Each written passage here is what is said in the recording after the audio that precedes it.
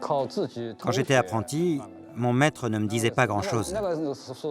Je n'avais que très rarement le droit de me servir de sécateur. Je ne faisais que les basses besognes. Pour apprendre quelque chose, il fallait observer à la dérobée et intégrer petit à petit les techniques de taille.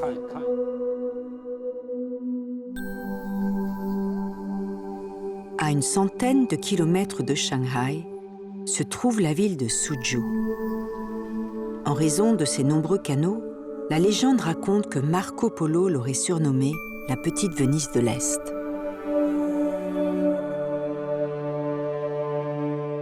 Mais ce qui fait la renommée de Suzhou, ce sont ses jardins. Ils sont considérés comme les plus beaux de Chine.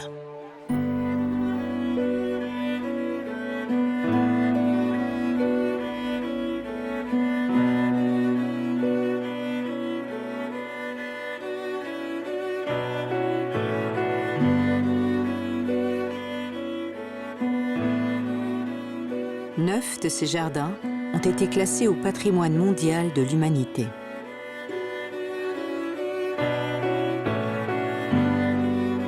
Les jardins classiques de Suzhou remontent à la naissance de la ville au XIe siècle.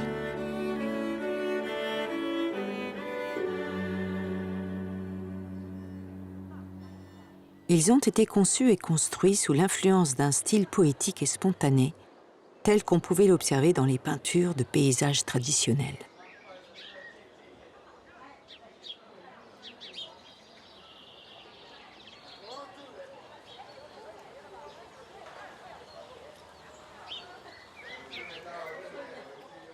Les maîtres jardiniers de chaque dynastie ont adapté différentes techniques afin d'imiter la nature en utilisant et en adaptant le faible espace disponible.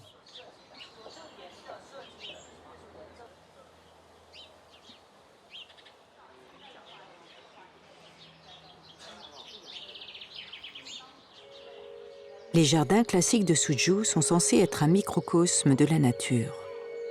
Ils mêlent l'eau, les pierres et les plantes.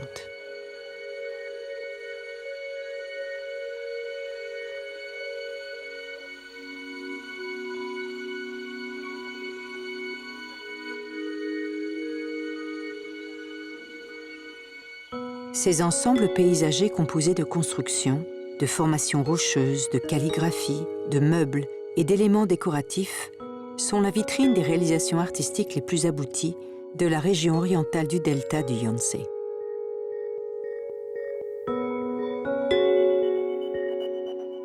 Le jardin de l'humble administrateur renferme la plus belle collection de bonsaïs du pays. L'art du bonsaï a été inventé en Chine.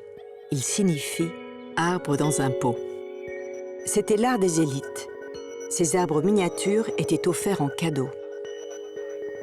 Les jardiniers de Suzhou ont développé leur propre style qui depuis a fait école. Un style que les Chinois appellent « branche d'arbre surplombant une falaise ».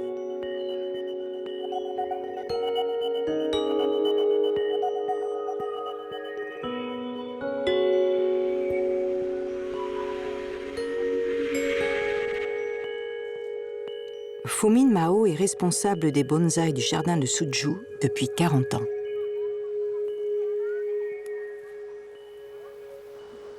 Il faut couper les branches desséchées qui dépassent.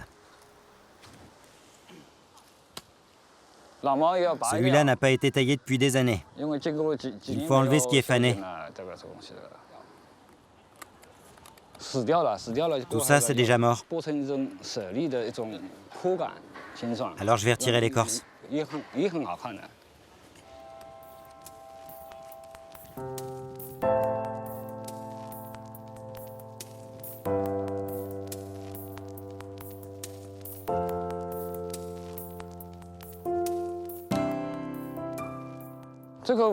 Je travaille ici depuis 40 ans déjà.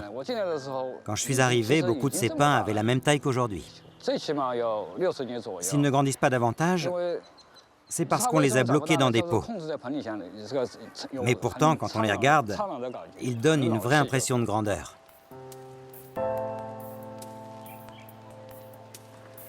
Celui que je préfère, c'est celui-là, un pin japonais. Il a déjà plus de 70 ans. Le galbe de son tronc paraît très naturel. On n'y devine aucune trace de notre travail. Depuis que je suis arrivé ici, j'ai un faible pour lui. Il est vraiment très joli. Je l'adore. Il pousse bien. L'année prochaine, on va le rempoter. On va lui donner plus d'espace pour qu'il pousse encore mieux.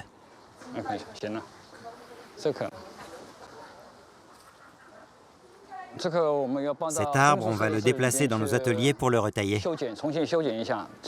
Il est déjà en train de revenir à l'état sauvage. Allons-y.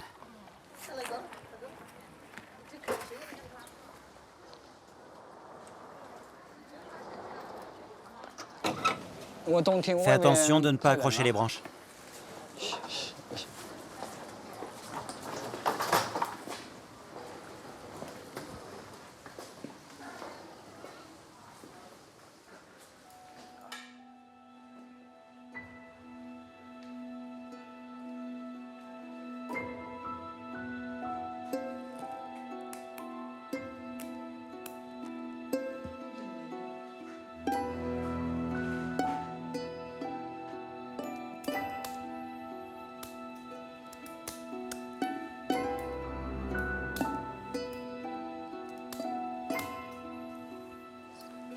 Les branches sont très longues, elles ont déjà une forme d'arbre. Il faut absolument les couper et les empêcher de grandir. Mais il faut aussi conserver l'essence originelle de l'arbre.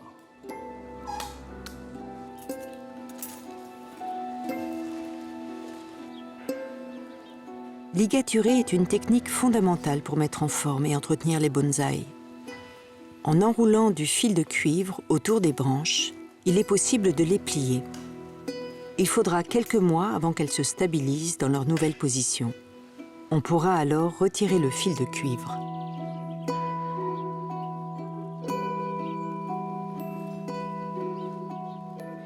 Tu regardes les autres faire et tu finis par y arriver. D'abord, il faut observer la plante sous toutes ses coutures pour déterminer quel côté a besoin d'être taillé.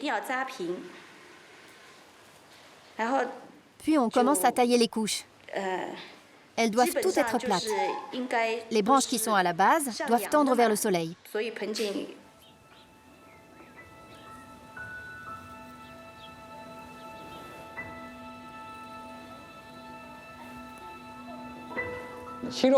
J'ai commencé comme simple fleuriste avant d'arriver ici en 1976. C'est ici que j'ai appris à tailler les bonsaïs. Les fleurs et les bonsaïs ne sont pas si différents. En 1980, j'ai commencé à étudier l'art de tailler les bonsaïs auprès de mon maître.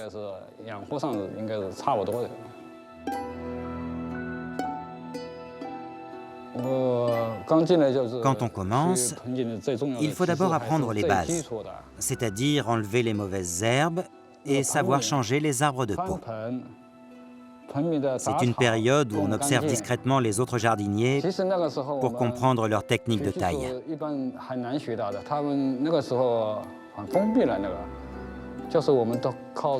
Quand j'étais apprenti, mon maître ne me disait pas grand-chose. Je n'avais que très rarement le droit de me servir de sécateur. Je ne faisais que les basses besognes. Pour apprendre quelque chose, il fallait observer à la dérobée et intégrer petit à petit les techniques de taille.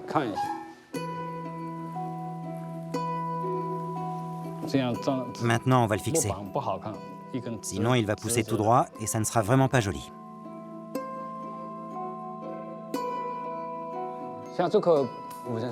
Regardez ce pin japonais. Il a l'air plutôt jeune. Il peut encore vivre quelques décennies, voire un siècle. Quand j'aurai pris ma retraite d'ici quelques années, il sera sans doute encore là pour un bon moment.